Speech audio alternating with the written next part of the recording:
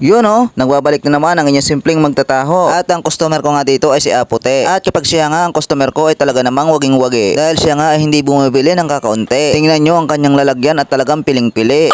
Kaya pag nandito ako ay paspas ako palagi. Yan na nga at nangangatog-ngatog pa ako dyan. Dahil alam kong mangkok na ang kasunod niyan. Ano daw?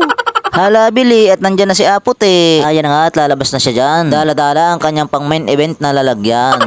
Yan na. At sus, ginanga, parang papakyawi na. Yan na nga at pinakita ko na sa camera. Ano kaya kung puno to? Sigurado lungad-lungad siya. Napansin ko lang sa batang ito, hindi siya mahilig sa taho. Okay, ta naman ang ebidensya, di ba? Bahala kayo dyan. At nangalunga dyan ang aking braso dahil sa laki ng hawak ko. Kayo kaya ang maghawak nito. Tingnan ko lang kung di kayo mangalo. Char!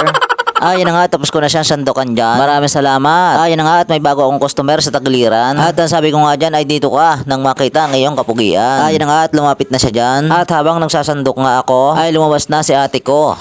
At may dala pang baon. Saan kaya ang punta nito? Hay nako, pasaway talaga ako.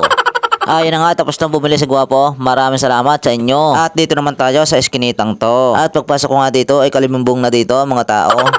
Yan na nga at para silang mga lasing dyan dahil antindi ng kanilang bangkikian. Antindi pala dito ng mga kabataan dahil kapag lumabas ang isa ay sunod-sunod na sila dyan. Hay nako, heto na naman ako. Hindi na lang ako magsandok ng taho. Yan na nga at kanya-kanya na silang abot ng baso. Antindi pala ng mga tao dito, talagang kanya-kanyang largo. Yan na nga si Kaikai at ang balde ko ay gusto na niyang ihalukay. Yan na nga at nag-walk out na siya. Teka, saan kaya siya pupunta? Sa dami nga ng customer ko din kamao ko yung ngalong-ngalo Ay hala, paspas at talaga namang yano pandami. At kung mapapansin nyo nga, sila yata dito isang pisa. Baka naman isipin nyo, yung pisa ay isdang pinisa. Yung isang pisa po kasi para sa akin ay isang pamilya. Teka, bakit ba ako nagpapaliwanag sa kanila? Bahala kayo dyan. Yan na nga, tapos na dyan bumili si kuya. Maraming salamat kuya. Teka, sino kayang kausap niya? Parang umusok ang ilong niya. Char! Yan na nga at pinaspasan ko na dyan dahil parang mayroon akong nakalimutan. Ano kaya ang aking nakalimutan? Ay nako, sign na to ng katandaan. Yan na nga, tumakbo na ako. Akala ko kasi ay may bomba na dito.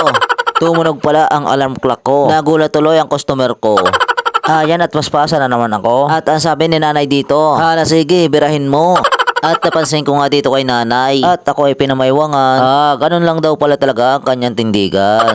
Akala ko pa naman ay gusto na akong upakan. Sure. Yan na nga, tapos na silang bumili dyan. At hindi pa pala. Akala ko pa naman ako ay makakalarga na. Dahil sa dami nga ng kanilang binili, grabe ang ipinawis ko din Talagang butol-butol At ang sabi nga dyan ni nanay, abay iho, paspas at may kasunod pa din Dahil nga sa dami ng customer ko din ay over ang tension ko Sa sobrang dami nga nila din wala na akong masabi. Isang ka pa, ay di dito na. Dito ka na pumunta. May customer ka na, ay may kamaritisang ka pa. Char! At dito nga inilabas na nila ang lalagyang pang malakasan. Talaga namang ako'y nagulat dyan. Ang laki ng kanilang baso. Pitchil pala to. Sabay-sabay ni Guwapo, kuya, damihan mo ang sago. At dito nga dumaan na si Malayo. Akala ko ba'y Malayo? Bakit ang lapit niya dito? Bahala kayo dyan.